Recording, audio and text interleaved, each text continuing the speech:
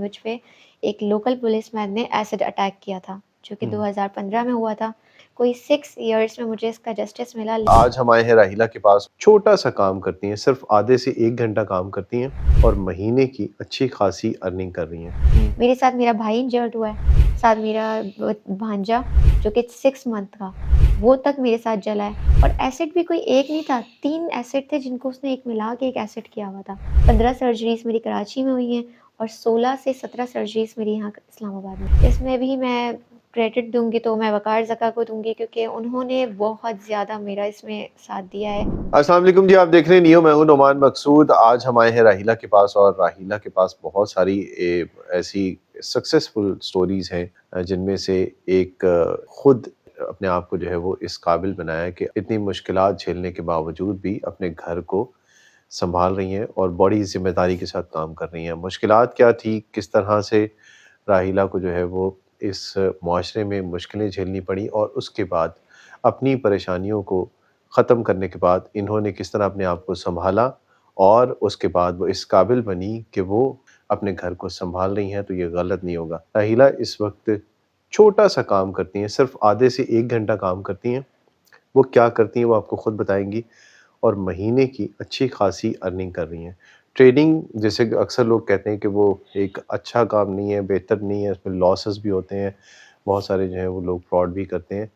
उस ट्रेडिंग को करके राहिला ने ये साबित किया कि कुछ ऐसी कंपनीज़ भी हैं जो लीगल तरीके से काम कर रही हैं और इन्होंने बहुत सारी अर्निंग भी की है। ये एक सक्सेस स्टोरी है। सबसे पहले अपनी मुश्किल बताइएगा उन लोगों को जो लोग जानना चाहते हैं कि राहिला किन मुश्किलों से गुज़र के अब कामयाबियों की तरफ गामज़न है। 2015 की बात है।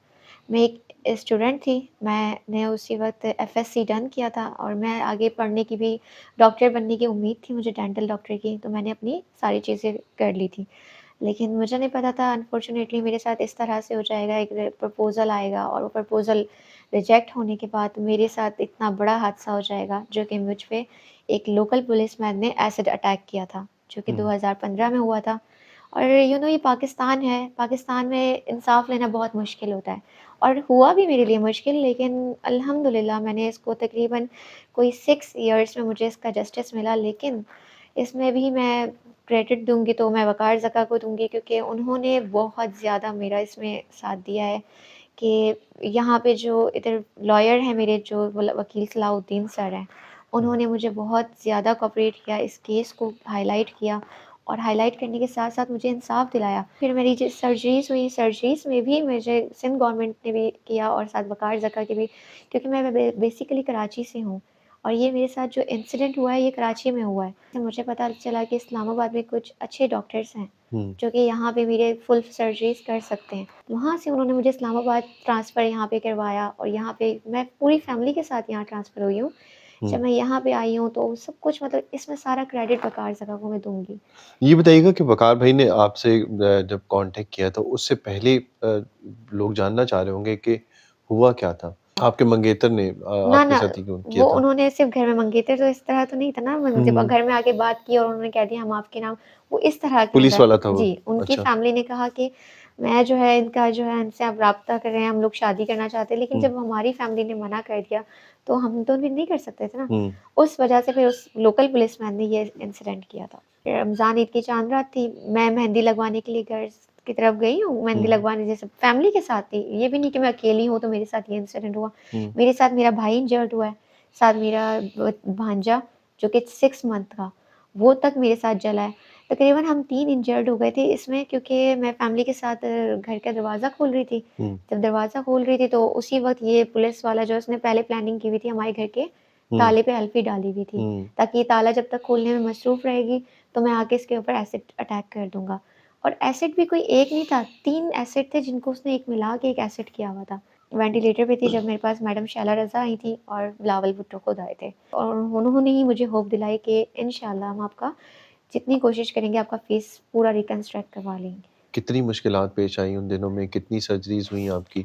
मुश्किलात तो बहुत ज़्यादा हमने फ़ेस की, क्योंकि जब वहाँ से हम आए तो हमें अपना घर था, हमें अपना घर भी सेल करना पड़ा।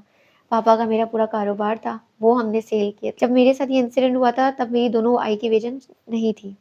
तो उस टाइम पे मुझे पता ही नहीं था कि मेरे साथ ये हुआ क्या है। पुलिस ने किस तरह का सलूक किया आपके साथ? ऐसा नहीं है कि थ्रेड्स ना आते हों, थ्रेड्स भी आते थे। एक खौफ डाल रहे थे कि किसी तरह हुँ, हम केस से पीछे हो जाएँ या हम सब कुछ ख़त्म कर दें केस को। हुँ, वहाँ से भी उनकी फैमिली से भी बड़ा टॉर्चर आया था कि आप जो है कुछ भी ले लें, पैसे-वैसे लेके हमसे सुलहनामा कर लें।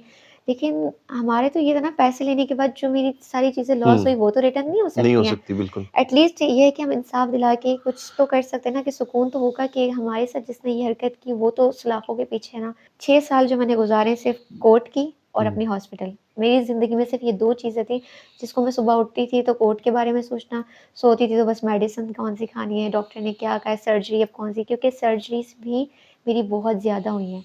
15 सर्जरीज़ मेरी कराची में हुई हैं और 16 से 17 सर्जरीज़ मेरी यहाँ इस्लामाबाद में हुई हैं। वक़ार भाई का क्या रोल था फिर? वो कैसे मिले आपको? किस तरह से उन्होंने कॉन्टैक्ट किया और हुँ। कैसे दूर रह के भी, नज़दीक रह के भी आप लोगों की हेल्प की? सेशन कोर्ट में केस था, जब उन्होंने ये सारी चीज़ें देखी तो मुझसे राब्ता किया। तब मुझसे राब्ता किया, उन्होंने पूछा कि राहिला बहन, आप मुझे बताएँ मैं आपके लिए क्या कर सकता हूँ? तब मैंने उन्हें सारा एक्सप्लेन किया कि वक़ार भाई, मेरी यहाँ सर्जरीज़ पॉसिबल नहीं है। इवन कि मेरी आइज़ की सर्जरी भी यहाँ पे पॉसिबल नहीं है। मुझे कुछ भी मेरा यहाँ पर नहीं है, तो मेरे लिए कुछ ऐसा कर दिया जाए कि मेरा आउट ऑफ कंट्री या फिर out of city hmm, treatment हो जाए, ताकि मेरा फेस बहुत ज़्यादा ख़राब था। अगर मैं आपको दिखाऊँ ना तो आप खुद कहेंगे कि वहाँ से आया हुआ फेस और जब यहाँ पे मैं अब हुँ, आके जो फेस रिकंस्ट्रक्ट हुआ है, तो मुझे खुद उम्मीद, अल्लाह पे बहुत ज़्यादा शुक्र अदा करती हूँ कि मेरा बहुत ज़्यादा फेस रिकवर हो चुका है। उन्होंने मेरे लिए चैरिटी कलेक्ट की, कि हर एक इंसान से बताया कि इसके लिए ज़रूरत है। हुँ, और ये नहीं है कि नहीं आई चैरिटी, अल्हम्दुलिल्लाह बहुत आई। उन्होंने एक अच्छा ख़ासा अमाउंट मुझे दिया, जो कि मैं यहाँ पे आई हूँ, इस्लामाबाद आके बैठी हूँ, वो उन्हीं की ही बदौलत आके बैठी हूँ। उस टाइम तक मुझे एक जस्टिस नहीं मिला था, वक़ार हुँ, भाई ने उस टाइम पे मुझे लॉयर हायर करके दिए। वो सामने वाली पार्टी बहुत स्ट्रॉन्ग थी, केस हुँ, बिल्कुल मेरा ख़राब हो चुका हुआ था। लेकिन उन्होंने अल्हम्दुलिल्लाह इस केस को इतना हाइलाइट किया कि सबसे बड़ी बात होती है सज़ा मिलना मुजरिम हुँ। को। अल्हम्दुलिल्लाह उसको उम्र कैद की सज़ा होना भी एक बड़ी मेरे लिए, अल्हम्दुलिल्लाह इस मुल्क में रहते हुए मेरे लिए बहुत बड़ी बात है। मुलज़िम को सज़ा होगी, आपको इंसाफ़ मिल गया, लेकिन उसके बिल्कुल। बाद आपके लिए सबसे बड़ा टास्क था अर्निंग का। मुझे पता है शादी का प्लानिंग तो अब किसी का इतना बड़ा दिल नहीं है कि कोई ऐसी लड़की से शादी करे कि जिसकी आइज़ एक नहीं है, और हुँ, आजकल तो लोग देखते ही लड़की का सिर्फ़ फेस है कि हुँ, शक्ल है तो लड़की से शादी की जाती है। तो इस तरह की कोई मेरी प्लानिंग का मुझे कभी ध्यान भी नहीं गया। तो मैंने बस अपनी ज़िंदगी में यही सोचा कि मुझ कुछ ऐसा करूँ कि मैं ज़िंदगी में कभी किसी के आगे मुझे हाथ ना फैलाने पड़े। आज मैं अल्हम्दुलिल्लाह मैं ट्रेडिंग करती हूँ। अब मैं घर बैठ के करती हूँ, ऐसा भी नहीं कि मुझे कहीं जाना पड़ता है, मैं घर बैठ के ट्रेडिंग करती हूँ। सबसे पहले मैंने वक़ार भाई के ग्रुप को जॉइन किया। उस ग्रुप में रहते हुए मैंने ₹1500 पे किए। मैंने तकरीबन सबसे पहले लर्निंग की। हुँ, 3 महीने मैंने कुछ इन्वेस्ट नहीं किया। जब मुझे समझ आ गई ये ट्रेडिंग इस तरह है, फिर मैंने इन्वेस्ट पे आई। हुँ, फिर मैंने 5000 की इन्वेस्ट पे स्टार्ट किया। ठीक है। जब मैंने 5000 से इन्वेस्ट पे स्टार्ट किया तो मेरा ये हुआ कि मुझे 35K तक मैं चली गई। सबसे इसमें बड़ा एक उसूल होता है कि इसमें लालच नहीं करनी चाहिए। लोग कहते हैं हमारे पास 5000 है तो हम 5000 इन्वेस्ट करें ताकि हमारे डबल हो जाएँ। हुँ, वो डबल होने के बजाय वो लिक्विडेट हो जाते हैं। अच्छा। तो इन चीज़ों का ना बहुत ज़्यादा ख़्याल रखना पड़ता है। अब ये है कि मैं किसी की मोहताज नहीं हूँ। और वक़्त कितना देना पड़ता है आपको ट्रेडिंग के वक़्त लिए? तकरीबन आधा घंटा, 1 घंटा अगर हुँ, आप दे देंगे, क्योंकि मैं डे ट्रेडिंग करती हुँ, हूँ। हुँ, मैं डे ट्रेडिंग करती हूँ, इसमें आधे से 1 घंटा मैं देती हूँ, बहुत है। बहुत है। क्या कहना चाहेंगी अपनी जैसी बहुत सारी लड़कियों को मैं यही जो कहना चाहूँगी कि ट्रेडिंग जो है ना बेस्ट है। ट्रेडिंग के लिए आपको कोई डिग्री की नीड नहीं है, आपकी तालीम की ज़रूरत नहीं है, कहीं पे भी बैठ के आप इस ट्रेडिंग को कर सकते हैं। ये है जी कहानी राहिला की जिन्होंने एक कामयाब ज़िंदगी अब गुज़ारी। मैं खुद बड़ा डरता था ट्रेडिंग से ना कि लेकिन अब राहिला को देख के कुछ थोड़ी-सी मुझ में हिम्मत आई है। मेरे ख़्याल में आप लोगों में भी हिम्मत आई होगी। तो कोशिश करें कि किसी भी तरीके से अगर अर्निंग आपने करनी है तो उसके लिए जिस तरह से इन्होंने कहा कि सीखना बहुत ज़रूरी है। ₹1500 देके उन्होंने पहले 3 महीने सीखा, उसके बाद फिर ₹5000 इन्वेस्ट किया और अब आप देख रहे हैं कि इन्होंने 1 घंटा या आधा घंटा जो है वो अपनी प्रैक्टिस जो है वो जारी रखती हैं और उसके बाद उस ट्रेडिंग से ही अपनी अर्निंग कर रही हैं और अपना खर्चा खुद उठा रही हैं। तो ये थी कहानी नाहिला की जो कि एक बहुत ही पॉज़िटिव और बहुत ही बाएतमाद एक लड़की की कहानी है जो आपने देखी और ये हम सब के लिए मिसाल है, जो लोग किसी न किसी मजबूरी की वजह से जिस तरह से इन्होंने कहा कि कुछ कर नहीं पाती, उनके अंदर एतमाद नहीं होता। ये राहिला का मैसेज है आप सबके लिए कि अपने अंदर एतमाद पैदा करें और इस मुआशरे में उसी तरह से ज़िंदगी गुज़ारें जिस तरह हम जैसे दूसरे लोग जो हैं वो ज़िंदगी गुज़ार रहे हैं। अगली वीडियो तक दीजिए इजाज़त। अल्लाह हाफ़िज़।